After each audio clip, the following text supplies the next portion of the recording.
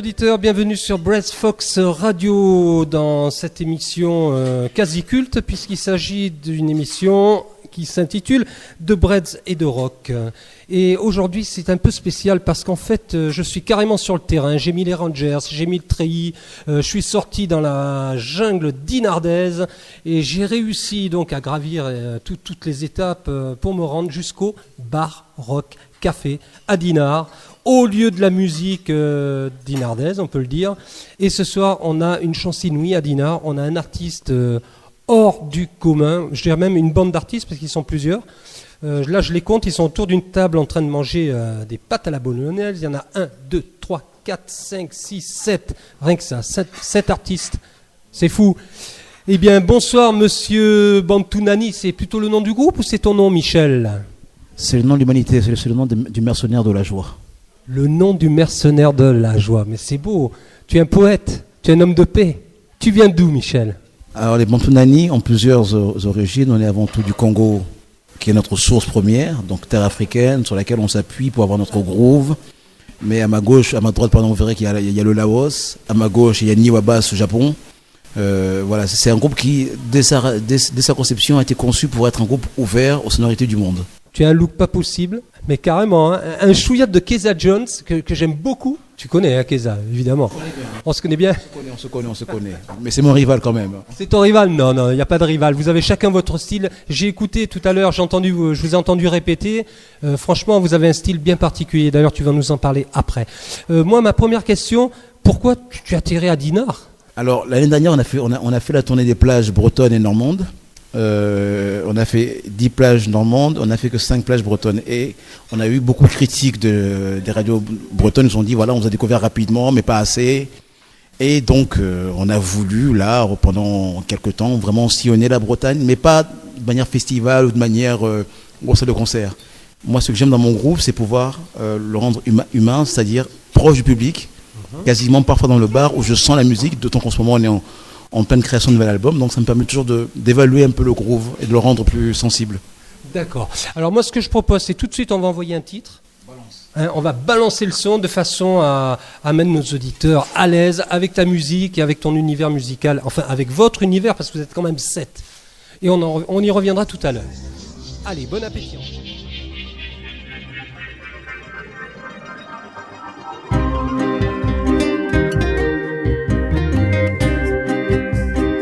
Breads Fox Radio.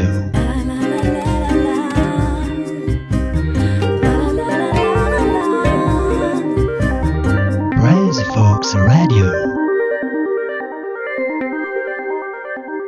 Chers auditeurs, pour ceux qui prennent cette émission en cours de route, bienvenue sur Breads Fox Radio dans De Breads et de Rock. Ce soir, c'est vraiment une émission particulière. Je suis sur le terrain, j'en peux plus. C'est un truc pas possible. Les animaux m'attaquent là de partout. Les filles me touchent. Sacré Michel. Oui. Là, il veut me déstabiliser en fait. Mais non, Michel, je vais te questionner jusqu'au bout. Tu es rodé. Alors, le groupe Bantunani ce soir au Baroque Café. C'est un événement à Dinard. Vous êtes nombreux. Est-ce que tu peux présenter tes musiciens ? Parce que vous êtes 7 quand même. Alors, on va aller dans l'ordre, je dirais, chronologique et dans l'ordre ancestral. Donc, on va commencer par Umberto Luambo, qui est donc le guitariste historique de Bantunani, qui est le présent depuis le début et qui est, je dirais, c'est un peu lui qui m'a mis la main à l'étrier. On a commencé à écrire ensemble. Il m'a transmis quelque chose qui me manquait dans mon goût de la musique. Il vient également du Congo ? Ah oui. Alors, Umberto Luambo, pour la petite histoire, son nom n'est pas inconnu. Luambo, c'est le nom de Franco Luambo, qui était le grand chanteur du Congo, Kinshasa. Kinshasa, oui, je sais. Eh oui, Brazza. Franco, c'est chez nous. Écoute, moi, je viens de Brazza. Et j'aime Brazza. Ok, mais j'aime le Zaïre aussi, je le voyais en face. Tu vois, je faisais coucou le Zaïre. Regarde, je suis à Brazza. Alors, passons au suivant. Johnny Milbag à Pouloulou, dit Pelé Pastoral. Alors lui, c'est l'homme qui a 1000 baguettes. Donc c'est le batteur historique de Bantunani. Il m'est très proche puisqu'il intervient déjà avant même qu'on crée les morceaux. On est toujours ensemble pour la composition des bases. Il faut savoir que Bantunani, notre écriture, elle est quand même très spéciale. On écrit sans éléments mélodiques, on écrit avant tout sur le groove, batterie, basse et voix. D'accord. Et Johnny, donc Voilà, on est à la fois, comment dirais-je, on travaille ensemble, mais on est avant tout une famille. On a appris à se connaître, à vivre ensemble. Donc Johnny est un magnifique batteur, vraiment polyvalent. Voilà. Son seul défaut, c'est qu'il me fait tout le temps danser sur scène. Ouais, moi je crois qu'il a un autre défaut, c'est un marrant parce que tout à l'heure il n'a pas arrêté de me charrier et il me parlait même pas en lingala en fait. Si, tu me parlais en lingala? Ah bon, mais tu vois, j'avais pas compris. Non, mais c'est vrai que Johnny est polyglotte. Johnny, il parle lingala anglais, lingala français. D'accord. Voilà. Toutes les langues du monde avec le lingala devant. Voilà. On continue les présentations. Maître Niwakoshi, là, donc, qui nous vient du Japon, qui est aussi l'historique bassiste de Bantu Nani, qui est pareil dans le cadre des Intimes, pour moi, qui, je pense vraiment être le plus grand bassiste du monde. Je l'affirme, voilà. Nous te croyons sur parole, de toute façon, il suffit d'écouter tes morceaux. Voilà, son groove, et c'est vrai qu'on passe beaucoup de temps à travailler la basse avec celui qui n'est pas là aujourd'hui, qui est Jean-Loup Morette, qui est l'ingé son de Davou. On a un cahier des charges qui est très strict depuis le début, qui a fait qu'on a fédéré autour de nous, qui est asseoir, batterie, basse, et Jean-Loup Morette, donc, qui n'est pas là ce soir. On a beaucoup travaillé avec Niwa, sa basse, et Niwa est juste un bassiste qui a cette façon d'être à la fois lead, rythmique, et surtout de jouer avec moi. C'est-à-dire dans le chant, il rentre avec moi et ça fait une fusion qui parfois, on pourrait même se passer d'éléments mélodiques. D'accord. Maître Niwakoshi, voilà. Très bien. Je vois qu'il a un gros appétit d'ailleurs. Ah oui, il mange beaucoup, il baisse beaucoup, il boit beaucoup. Je coupe. Mais non, faut couper. C'est ça qui plaît la radio, la polémique. Et je plaisante. Hein. Ah bon. Au suivant. Voilà, suivante. Alors, Savena, grande chanteuse, qui nous a rejoint maintenant il y a 2 ans de cela, et avec laquelle j'ai découvert sur le projet de Men avec Michel Zao, où on s'est vraiment éclaté, et je trouve qu'elle a comment dirais-je, 1000 cordes derrière ses voix. À son 1000, non, parce que pour une femme, on peut pas dire ça. Tout. Non, faut pas dire. Voilà.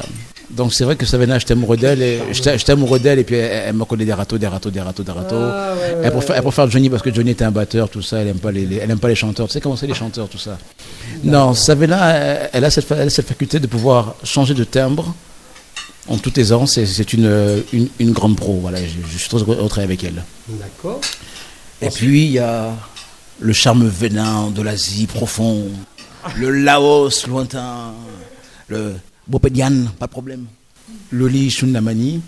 Alors, Loli, on la retrouve sur le premier album, et puis on a eu un moment de séparation, de divorce très dur, pendant presque 4 ans, et elle s'est rendue compte de sa bêtise, puis elle est revenue dans le groupe toute seule. Elle est revenue au Bercail. Il est venu me chercher. Elle est revenue au Bercail, Voilà. Ben écoute, sur ces petites présentations, on va tout de suite surfer sur un deuxième de tes titres. Attends, il faut vraiment que je parle de Monsieur Jean-Loup Morette, parce que sans lui, Bantu Nani, on y est, mais donc Jean-Loup Morette, qui est l'homme invisible du projet de manière façade, et l'ingé son avec lequel je travaille, qui est aussi un ami, aussi de Davou, et qui amène beaucoup de sa touche dans ce projet Bantu Nani. Jean-Loup Morette sur Davou, voilà. C'est noté.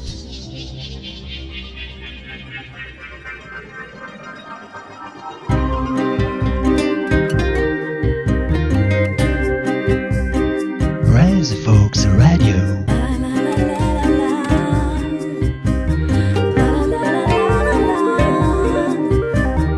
Rise Folks Radio. Chers auditeurs et chères auditrices, me dit Michel, je manque à tous mes devoirs.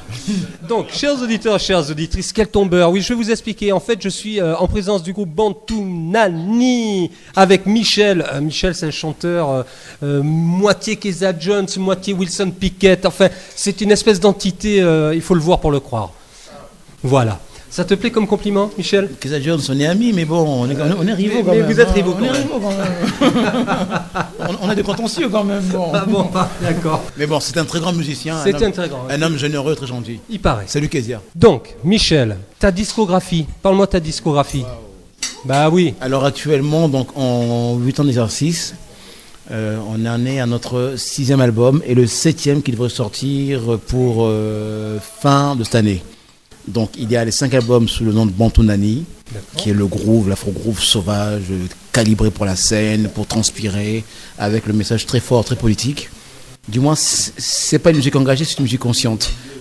Consciente, ça veut dire que pour moi, un chanteur qui chante, qui sollicite l'oreille de ses auditeurs, on a l'obligation d'être intéressant. de rapporter du message, de témoigner de ce que nous voyons, des injustices, parce que je trouve qu'il y a très peu d'artistes qui sont engagés, qui se disent des choses aujourd'hui. Tout le monde s'assoit. Il y en a de moins en moins. De moins en moins. Tout le monde court après la croûte. Moi, j'ai pris ce chemin-là d'être conscient. Je dis bien conscient parce que voilà, je sens autour de moi la misère, un monde en colère, et c'est à la fois une source d'inspiration que je recrache par la musique comme ça.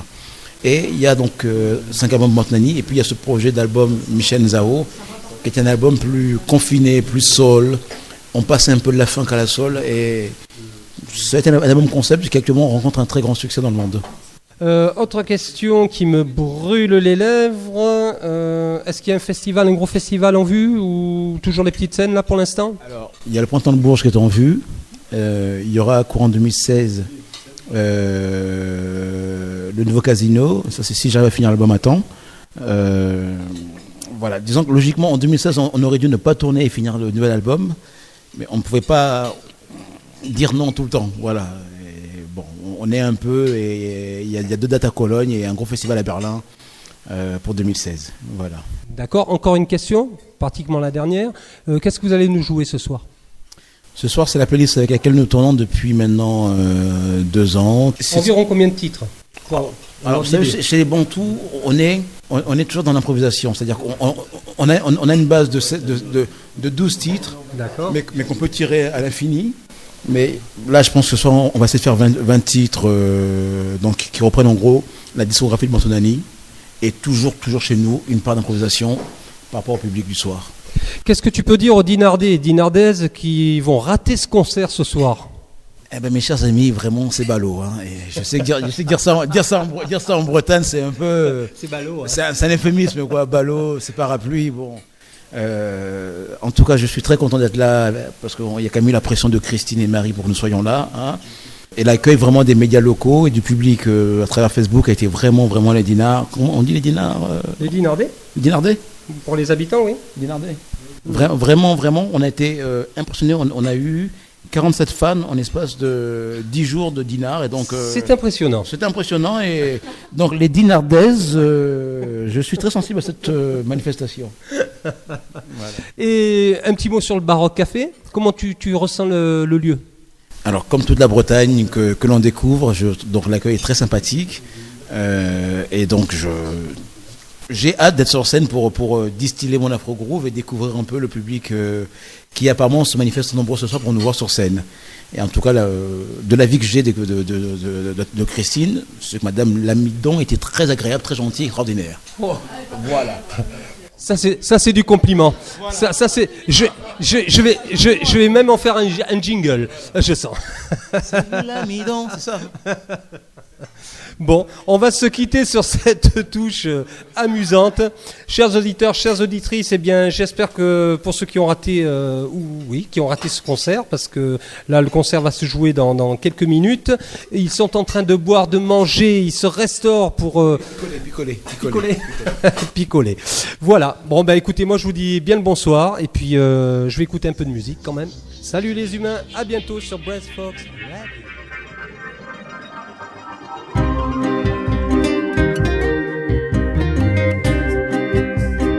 Brass Fox Radio.